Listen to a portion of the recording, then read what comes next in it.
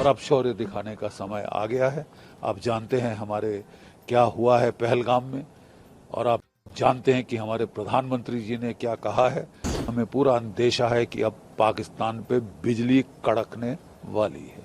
अगर आपने हमारी विधवाओं को रोते देखा है, हाँ, टेलीविजन के ऊपर अपने 6 दिन की शादी हुई है और लाश पड़ी है हस्बैंड की, अबे कितने लाशें गिराएंगे हम इस तरह की यार? कब तक हम ये चुपचाप सहेंगे? आप कह रहे हैं कि मर जाए तो मर जाए साहब, हम तो जिंदा हैं। अरे तुम चुल्लू भर पानी में डूब के मर जाओ। तो युद्ध के बादल छा रहे। जो हमने आपको दिखाया है वो है पिछला युद्ध, 1971 का युद्ध।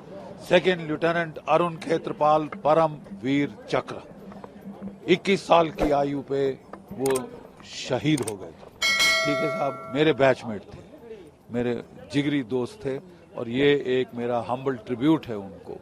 और उनकी पलटन 17 हॉर्स पूना हॉर्स, जिसको कि पाकिस्तान कहता है फख्र हिंद, प्राइड ऑफ इंडिया। कितने सारे राजस्थान के हमारे जो लड़के हैं वो उस पलटन में सर्व कर चुके हैं, और आज वहाँ पे आई भी हुई हैं विधवा उन वीर सैनिकों की जो उसमें शहीद हुए थे अरुण खेत्रपाल के साथ। अगर आज अरुण खेत्रपाल जीवित होते, मेरी तरह 75 साल के होते, लेकिन वो हमेशा हमेशा 21 वर्ष के रहेंगे। ठीक है, 21 वर्ष के, ही विल ऑलवेज बी 21। तो ये मेरा व्यक्तिगत ट्रिब्यूट है। और हमने खास रिक्वेस्ट किया था डिप्टी चीफ मिनिस्टर साहिबा को, दिया कुमारी जी को, कि वो आए, क्योंकि हम एक ट्रिब्यूट देना चाहते हैं उनके पिताश्री को, महाराज भवानी सिंह, ब्रिगेडियर भवानी सिंह महावीर चक्र। बहुत कम लोग जानते हैं कि वो एक कमांडो थे। वो आराम से महलों में रह सकते थे, पोलो खेल सकते थे, पार्टियां अटेंड कर सकते थे। पैरा कमांडो में गए, 10 पैरा कमांडो, और जो जौहर उन्होंने 1971 में दिखाया, वो डीपेस्ट रेड 80 किलोमीटर पाकिस्तान में घुस के तबाही मचा दी। ठीक है, और बगैर खरोच के वापस आ गए, मार मूर के गदर मच गया था पीछे।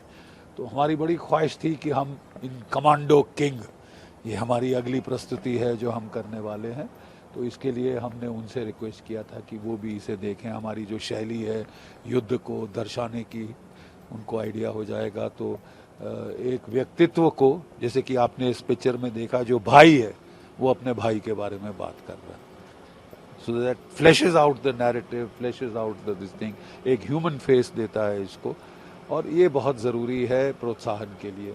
एक ज़माना था जबकि राजस्थान के गांव-गांव में वो बार कवित एक तारा लेकर जाके गज भर छाती पृथ्वीराज की, आंखों भय मशाल, इस टाइप के कवित गा के, शौर्य गाथाएं गा गा के प्रोत्साहित करते थे।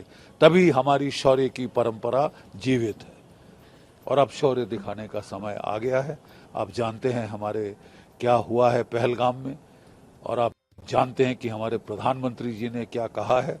तो हमें पूरा अंदेशा है कि अब पाकिस्तान पे बिजली कड़कने वाली है। कांग्रेस के जो सदस्यों में आए उन्होंने ये कहा कि युद्ध ही कोई ऑप्शन नहीं है। अरे साहब, मेरे को किसी से पार्टी से 2 टके का लेना देना नहीं। ठीक है साहब, हम देखिए, हम सब भारतीय हैं, और जब युद्ध आता है, युद्ध के बादल छाते हैं, सब एकजुट हो जाते हैं। मैं बिल्कुल ऐसे बयानबाजी में विश्वास नहीं करता। बहुत बहुत खेद की बात है। अगर आपने हमारी विधवाओं को रोते देखा है, हाँ, टेलीविजन के ऊपर अपने 6 दिन की शादी हुई है और लाश पड़ी है हस्बैंड की, अबे कितने लाशें गिराएंगे हम इस तरह की यार? कब तक हम ये चुपचाप सहेंगे? आप कह रहे हैं कि मर जाए तो मर जाए साहब, हम तो जिंदा हैं। अरे तुम चुल्लू भर पानी में डूब के मर जाओ। ऐसे मौके में अगर आपका खून नहीं खौलता, तो ये खून नहीं, पानी से भी बदतर है, नाली का पानी।